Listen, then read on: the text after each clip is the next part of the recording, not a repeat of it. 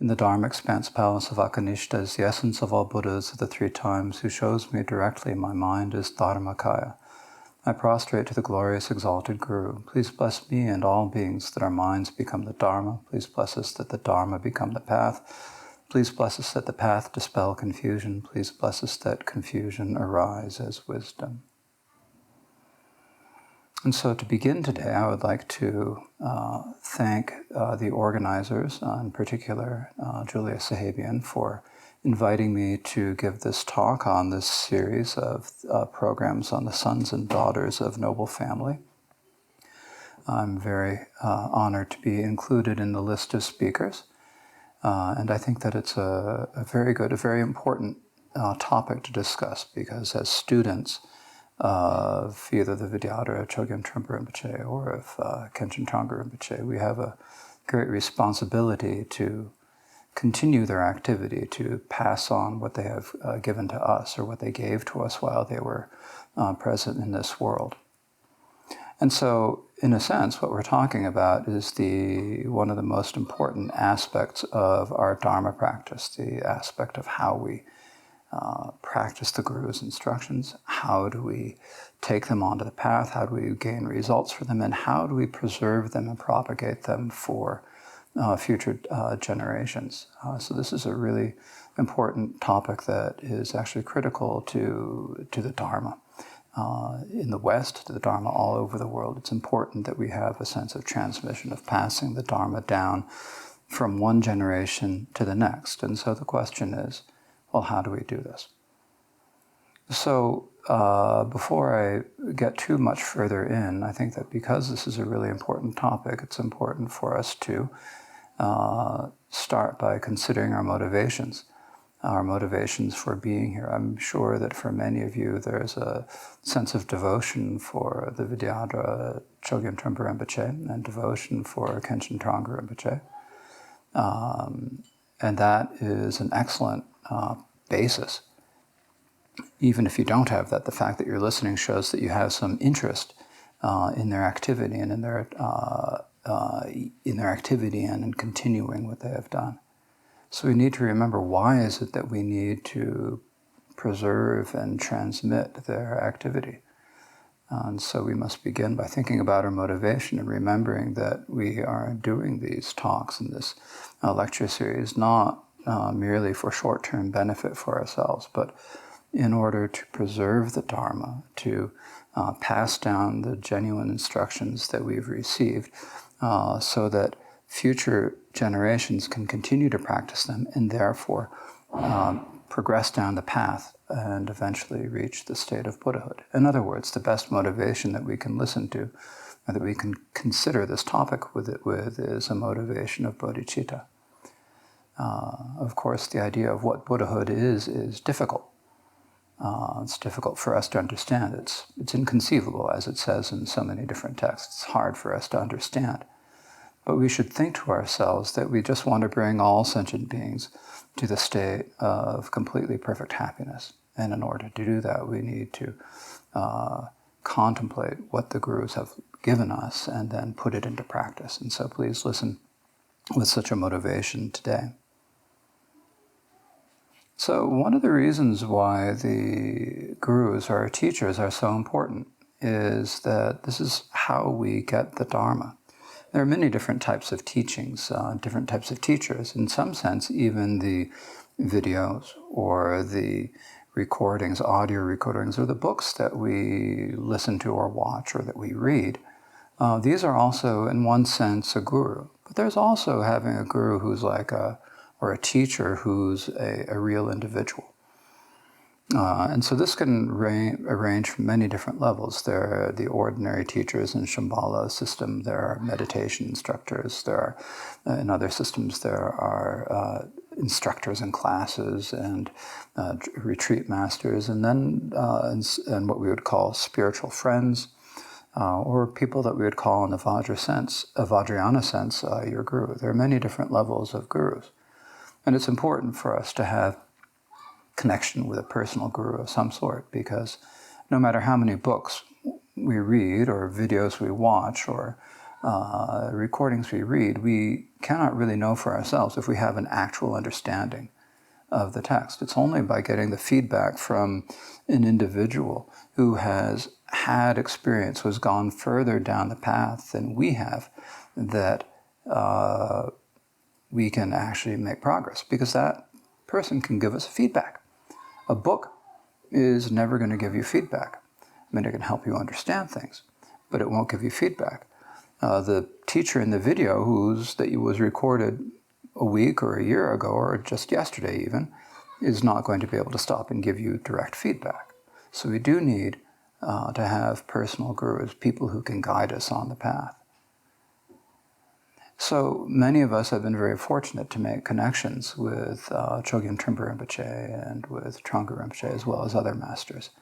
And so now we've had that, and we've made that connection, so we need to see what we can do to preserve that connection and pass it on, and in some sense be able to become teachers for the next generations. This is what it means to pass it down. We, the students, get the teachings, we practice them to the best of our abilities, and then we teach them to the next generation. If our practice is strong enough, then we can achieve results. And when we achieve results, then we can maybe even potentially reach the level of what would be called a Vajrayana guru, although that's difficult. But at least we can come to the level of some sort of instructor or spiritual friend. And by doing that, then we can uphold and pass down their tradition. Another way of thinking about a teacher or guru is a guru is like a parent, especially when you have a really strong presence like the Vidyadhara or Khenchen Thrangu Rinpoche.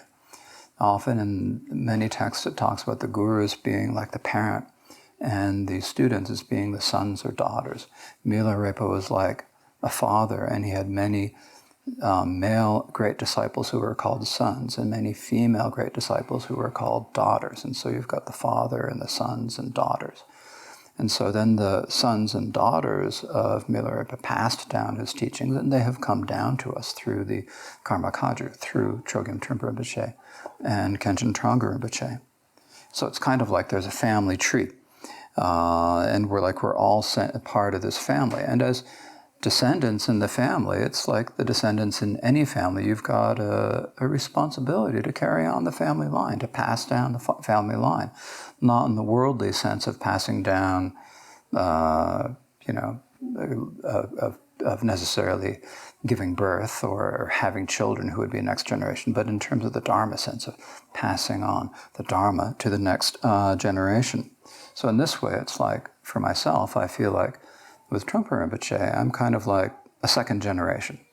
I was not a Buddhist when he passed away. I had never heard of him while he was still alive. It was only 10 years after his parinirvana that I first came into contact with him through a book by Pema Chodron, and then by a local Shambhala center, and then eventually going to Karma Chuling a few times.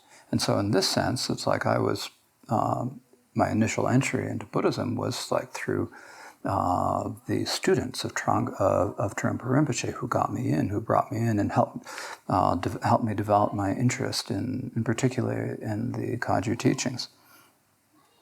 And then shortly after that, some Shambhala people suggested I go to a teaching by a Tibetan teacher, and I said yes.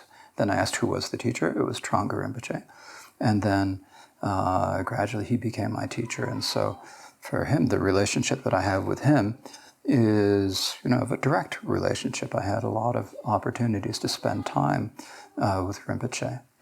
Although when we talk about the relationships of people, or the relationships that we have with gurus, you look at the relationships like Milarepa had with his disciples, the ones that are called his sons, and the ones that are called his daughters are the ones who really developed realization, who went to the mountain, spent the time there, did years of practice under his supervision, and achieved results, achieved realization through their practice. And I didn't do that. I didn't take advantage of all the opportunities. So I'm hesitant to say I'm like a the Dharma son of Thrangu Rinpoche. I didn't get to that level. It was my own laziness. It was my own inability to take advantage of the opportunities that I had. That being said, I did have a close enough contact with Rinpoche over the years, serving as his translator, that I feel like I have a strong responsibility to pass on and to participate in the preservation of his legacy and to help pass it on to students as best I can. And in fact, Rinpoche gave me that responsibility when he gave me the title of Khenpo.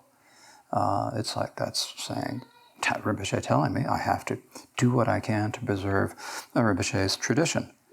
Fortunately, I'm not the only one in that position of needing to carry on Rinpoche's transmission. We all have, there are quite a few of us who are really doing what we can to preserve Rinpoche's teachings, Thrangu Rinpoche's teachings, and to pass them down. But in that sense, I feel like I have sort of a family connection, like a cousin connection with many of the students in the Shambhala tradition, many of the students of Trungpa Rinpoche. And this is because Trungpa Rinpoche and Thrangu Rinpoche were Vajra brothers, or they were Dharma brothers. And when we say a Dharma brother, what this means, in the way we talk about it in Tibetan, you can talk about people as being your Dharma friends or your Dharma brothers. And this generally means people who are students of the same teacher. And this, of course, is the situation with Thrangu Rinpoche and Trungpa Rinpoche. The first time that we know for certain that they might have met prior to that, but it's not recorded in Thrangu Rinpoche's autobiographical writings, and he wasn't keeping a diary at that time. The first time that we know that they came together and that we know that they established a connection as Dharma friends or Dharma brothers was in 1954. This is a time when the Gyalwang Karmapa Rangjung Rinpoche Dorje, the 16th Karmapa, visited Palpung Monastery in eastern Tibet. So eastern Tibet is quite far from central Tibet where the Karmapa was based, and he came out to Palpung Monastery, which is not too far from Thrangu Rinpoche and only a little bit further from Surmang Dudzitil, where Trungpa Rinpoche was the main tulku. And so Trungpa Rinpoche and Thrangu Rinpoche both went to Palpung Monastery, and they were fortunate enough at that time to be given all three levels of vows by the 16th Karmapa, along with Surmang Gawang Rinpoche, the previous Surmang Gawang Rinpoche, not the present Surmang Gawang Rinpoche. So they took their bhikshu vows, they took the bodhisattva vows, and both traditions of the bodhisattva vows. There are two traditions of bodhisattva vows, one of the tradition passed down from Nagarjuna, one in the tradition passed down from Asanga, and so they received both of these vows together. And then they also received the Vajrayana vows in the form of taking empowerments. When you take an empowerment, then you're receiving samaya, and a samaya is like a vow. It's like a sacred pledge. It's a vow to always have a pure view, a sacred outlook, or a pure view, especially of your guru, and also of all your Vajra brothers and sisters. And so this is when we know they became Vajra brothers. And this is a very important experience for Thrangu Rinpoche. He writes that in his autobiography that in particular when they received the empowerments, it's like he had the first experience of really being able to look inside. Up to that point, he'd only really been able to look outside, and then during the empowerment, he was able to look inside towards the nature of his own mind. So from that point on, from 1954 onward, Rinpoche's autobiographies actually do not mention Trungpa Rinpoche again until 1980. But this doesn't mean that they didn't meet or they didn't know of each other. Or know what was going on. For one thing, Surmang Dudzitil and Thrangu Monastery are not that far apart. These days, they're only a few hours by car. So I'm not sure how many days, maybe a day or two back in the 1950s. But we also know that after they went into exile, that they met at least once in Rumtek Monastery, if not more times. It's unclear. Thrangu Rinpoche came out in 1959, and Trungpa Rinpoche followed a few months later. But when they came out, Thrangu Rinpoche primarily stayed at Rimtek Monastery, whereas Trungpa Rinpoche went to the young monk school in Dalhousie, India. And so they were in different places. But we do know that, excuse me, I almost dropped my notes. We do know that Trungpa Rinpoche came and visited Rimtek on at least one occasion. Rinpoche mentioned this when he was teaching Trungpa Rinpoche's Song of the Mahamudra View in Boulder in 2009. Rinpoche described how Trungpa Rinpoche came and showed to Rimtek and showed him the song, and Rinpoche was very impressed with it at that time. And so we know that they met at least on that one occasion, and they probably also met on other occasions, although there's no record of it. And same in the 1970s, it's likely that they met, but it's not necessarily certain. Of course, in the 1970s, much of that decade, Trungpa Rinpoche spent in the West, especially in America. He went to England in 1963, I believe, and then moved on to America and spent the 70s in America. And then when Thrangu Rinpoche first went to America in 1980, then he met Rinpoche there, Trungpa Rinpoche there. And he records in his diaries from that time that he went to many of the Vajradhatu Dharma centers and saw that he met Rinpoche on several occasions, and that they talk about varied topics, including on one occasion they actually spoke about oil drilling. Rinpoche didn't specify in his diary any more than that they spoke about the fact that Shambhala would definitely be of benefit, and about oil drilling. And I don't know how they got from one to another in that same conversation. In any case, from that time on, Rinpoche frequently visited the Shambhala centers, the Vajradhatu Dharma centers. He, of course, had a long association with Gampo Abbey, and often visited many of the other centers of Chogyam Trungpa Rinpoche that Chogyam Trungpa Rinpoche founded. And so this is, I think, something that Sampo will address in the second talk. So I won't speak about it too much now. But also during this time, Rinpoche also started traveling to other places. He visited many different centers in the United States, as well as throughout the world. Actually, he went to Europe. He spent a lot of time in England. He traveled throughout Malaysia and Taiwan and many areas, and in Hong Kong. And so he started a lot of Dharma centers and taught the Dharma, gave empowerments all over the world. So this is, I think, the sort of activity that Rinpoche engaged in that many of you listeners are probably most familiar with, because it's the activity that many of you saw or that you heard about, or it's the one that you currently see other lamas doing now when other lamas come to the West and they visit Dharma centers, whether they be people like Rinpoche Tulku or Dzongtsar Khenchen Rinpoche or so forth. They come, they give teachings, and you can sort of see how they work. And it's very similar with Thrangu Rinpoche. But one aspect that might be less visible to all of you is everything that he did here in Asia, because he had been, when he was Tulku, he had been entrusted with the responsibility for the Thrangu Monastery, a monastery which had a very long history, and so he was entrusted with preserving it, maintaining it, and propagating it. And then in 1958, when he had to flee, then he came out with almost nothing, just a couple of sacred objects. And then he served the Karmapa for many years, but he always had in the back of the mind that he wanted to start a Shedra, and he was very concerned that he preserved not just the teachings of the Buddha, not just the teachings of the Karma Kamsang, but also the teachings of Thrangu Monastery. And so he started out by establishing a retreat center here in Namabuddha, where I'm recording this talk. And then he started building monasteries, a monastery down in Bodhanath. Eventually he started a school for Himalayan children and also in Bodhanath. That also provided secular education for the young monks. Eventually he also started building an actual Shedra building in Namabuddha as the Shedra classes grew larger and larger and they could no longer fit in the Bodha monastery. Then he also started building a large Shedra in Sarnath, India, which perhaps some of you have visited, the Vajravidya Institute. He also started a nunnery.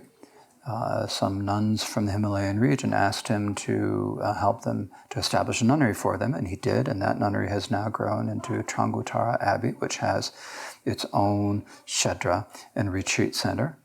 So the Rinpoche made very clear that our monks and our nuns would all have the same educational opportunities. They all receive a basic secular primary education.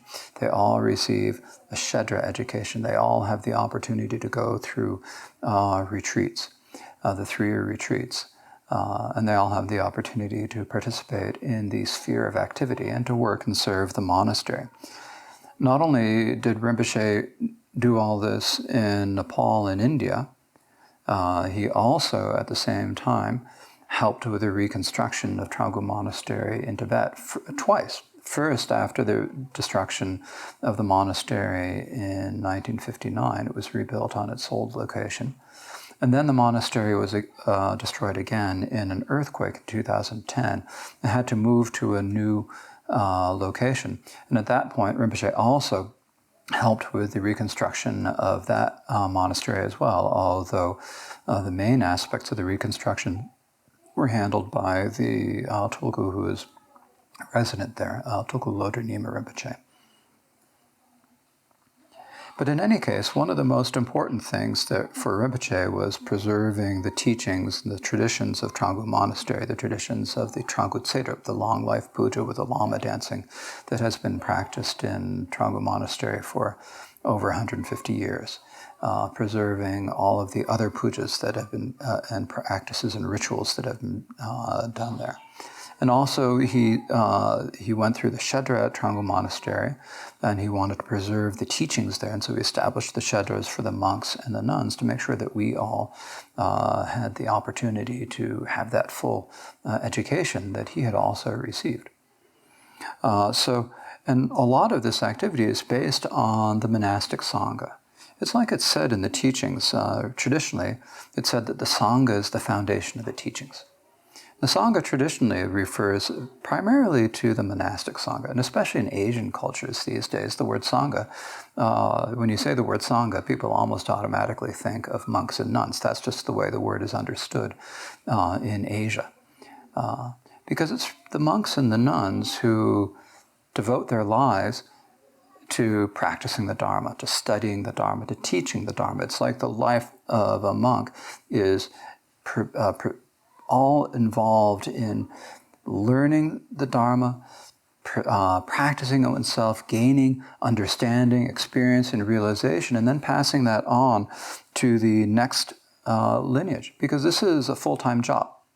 It's hard for lay people to do it. It's not that it's impossible. And of course, Rinpoche often taught about how it is possible for lay people to do the full set of teachings, especially the teachings of Mahamudra. But in terms of really dedicating to yourself, it's been historically that the monastic Sangha has been the group of people who have preserved the teachings by devoting themselves full-time for it, full-time to the preservation of the teachings in the monastery and the traditions. And so Rinpoche was very concerned to make sure that there was a good group that there's a large group of monks and nuns, and also that they're well trained. And he also really was very extraordinary in the example that he set and the way that he trained us. In some ways, and this is perhaps a little bit of a boasting on my part as a monk from Trungpa Monastery, our monastery is known as being one that has very little conflict. We all get along. We work together.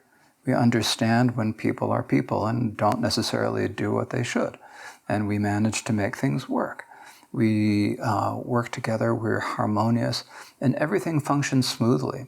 A lot of other monasteries aren't like this. But Rinpoche, by his example and by his constant guidance, molded us in a way that we should be like this. It's like we always say that, said so frequently in many different quotations, the Sangha should be harmonious in mind and pure in discipline. And so, with Rinpoche's example, all of us here in Thrangu Monastery have been able to do this. And this is actually really very important. If we want to preserve the Sangha, and if we want to preserve the teachings, it's the teachings that are important. The Sangha is like the basis for preserving the teachings. If we want to preserve the teachings, then we as a Sangha have to work together. And one example of this is how actually just a year ago, when Rinpoche passed into parinirvana, the day that he passed into parinirvana, we had a meeting of the entire Sangha, all the monks and nuns who were present in Namu Buddha. Most of the nuns were still at the nunnery at that point, but there were a few here. But at any rate, we had a meeting. And in the meeting, the two main lamas in our monastery now, there are two. There's Chögyam Lama Wangchuk and there's Tulku Damche Rinpoche. So Tulku Damche Rinpoche is a tulku. He was recognized as the reincarnation of a great lama from the past who then came to Thrangu Monastery, and he was recognized as a tulku. And so as a tulku, traditionally tulkus are given a high status. Chögyam Lama Wangchuk is Rinpoche's nephew. And he served as Rinpoche's attendant for many years, and then he went through a 3-year retreat. Then he gradually began to help with the administration of the monastery. And a few years ago, 5 or 6 years ago, Rinpoche asked the Gyalwan Karmapa to give him the title of Chögyam Lama, or Chögyam means the Lord of Dharma. And so Chögyam Lama was given that title. And since then, he's gradually taken over more and more of the administrative roles of the monastery, and he's also begun to give teachings on his own. He's actually a very good teacher. He is fluent in English, and he has a very down-to-earth, very common-sense style. He's very accessible teaching style. And Tulku Damche, of course, is also a wonderful teacher. Although he prefers to teach when he teaches to Western students, he prefers to use a translator. He actually also does speak some English, and he is also a very good teacher. At any rate, on that meeting, on that very first day, Tulku Damche said that from now on, he saw Chögyam Lama as being the main lama in charge of the monastery, and he accepted that, and he would do what Chögyam Lama asked him to do. And I think this is a really good show, because often when you have monasteries, one tulku wants a position, another wants this, one lama wants this. But for Tulku Damche to be so humble and to say that it's Chögyam Lama who is essentially in charge now, was a good example for all of us. And since then, we've all been working together very closely. And it's not like Chögyam Lama is a dictator. He listens to us, and we all work together. So we're a very harmonious group. And this harmony is very important for preserving the teachings of Rinpoche, because we've got a lot of work to do. We've got a lot that needs to be kept and maintained. There's the teaching us, maintaining all the institutions that we currently have here in Nepal, maintaining all the Dharma centers abroad, maintaining connections with students, developing new students, and most importantly, preserving the teachings of Rinpoche. So one of the things that we have been doing, it's actually a project that started well before Rinpoche passed away. In the last 2.5 years of Rinpoche's life, he started giving transmissions over the internet 3 times a week. This, of course, he was already 88, 89 years old, depending on which calendar you count by. And so he devoted 3 mornings a week to giving transmissions. And not only did he transmit some very important texts of the Kagyu tradition, including the 3-volume set of Indian texts on Mahamudra, on the Profound Inner Principles by Third Karmapa Rinpoche Dorje, he also started to give the transmissions of his entire collected works. And as that started, then we began the process of collecting the works. And so this has been really a collective responsibility, but especially it's under the direction of one of our Khenpos, Khenpo Shirap Punsok, who's a very good teacher. He's been through 3-year retreat. Of course, he's doing all the work on Rinpoche's collected works right now, but he would love to go back into retreat, actually. At any rate, he has been editing all of Rinpoche's works. There are the things that Rinpoche wrote in Tibetan. There are the transcripts of teachings that Rinpoche gave, all of these in Tibetan, and many other forewords to books, pieces of advice that he wrote for people, transcriptions of talks giving Dharma advice to people. All of these have now been collected, are being collected and edited, and we hope to publish this set of Rinpoche's collected works in Tibetan. We're hoping for next February. Whether we'll make that deadline or not is a different question. But that's our goal at this point, and it should be about somewhere between 20 and 25 volumes of works in Tibetan. And then once it's all in Tibetan, we are working on translating some of them into English as well. That's of course a very large project. So this is one important thing. It's preserving, writing down recording all of Rinpoche's teachings, preserving them, gathering them all together, compiling them into the collected works. And that's actually just the first step, because then you have the books. But the next important point is that you have to have the transmission of the text. I mean, as I'm sure you all know, especially with the Vajrayana teaching, when you get the Vajrayana teaching, you have to pass it down. You have to give a transmission of the teaching. And this also is done with teachings from the Sutra tradition as well. And so, of course, all of Rinpoche's transmissions were given over the internet, but the internet here in Nama Buddha is not always the most stable. So what will happen after the complete works have been published is that Khenpo Sherab, the editor, who was physically present in the room when Rinpoche gave all the transmissions, and so he received them all from Rinpoche, will then give the complete transmission of Rinpoche's collected works to all of us monks and nuns. And then when we teach from it, or when we translate it, we'll have like we'll have the transmission. There'll be something there that we actually have that we can then pass down. And so then when we teach them, the next generation teaches them, or we teach them to students, and then the students pass them down. The students will have the transmission. And so this is one very important aspect of passing on the works, is that you have to pass on the transmission of the works. It's really critically important that we pass on the transmission. And this is something that I think is really probably also very important with the works of Chogyam Trungpa Rinpoche. He gave a lot of teachings, and many of them have been transcribed. Many of the people who listened to these talks live are still with us. And they can then read the transcripts of these talks to the next student, to the next generation of students, passing them on.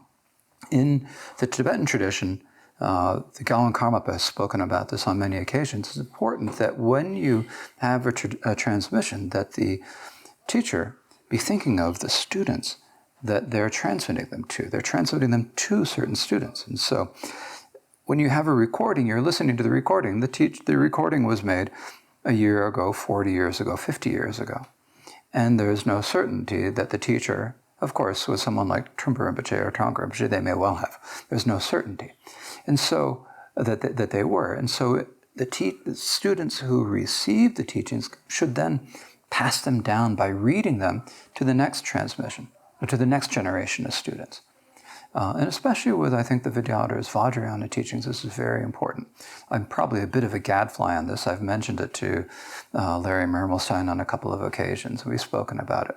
Sometimes when you think about transmissions in Tibetan, you think about a situation where the Lama gets up and reads the text as fast as they can to get through it, and they read a whole 600-page volume in 5 hours. But that's not necessarily how a transmission has to be. One of the most meaningful transmissions I've had was when I got the retransmission of Gampopa's String of Pearls, a collection of Dharma talks from Thrangu Rinpoche. Rinpoche was going to teach it, and so I was going to do a translation of it. And before I did the translation, I wanted to get the transmission, so I asked Rinpoche for the teaching, and Rinpoche read it. And he read it at a very understandable pace, and there was a lot of feeling. There's a real feeling of transmission from one to the other. I feel like this is one of the more important experiences that I've had. So this is the sort of experience that needs to be passed down. There are these important teachings that Trungpa Rinpoche gave that now all of you who heard them in person should pass down to the next generation. Or at least that's my own ignorant opinion. Perhaps you all have different ways of understanding it, but I think it's important that we pass down something living, whether it be the teachings of the Vidyadhara, whether it be the teachings of Khenchen Thrangu Rinpoche. We pass down something living to the next generation. This is our responsibility, and it's not a small responsibility. We need to engage in studying as much as we can, then practicing as much as we can, and gaining realization. We need to remember that the temporary things of this life that distract us are not nearly as important as the teachings that we have been given, and so we should make them a priority in our lives and do everything we can to pass them down to future generations. So I think that is about all the time that has been allotted to me, and I think it's also the most important points about what I can say.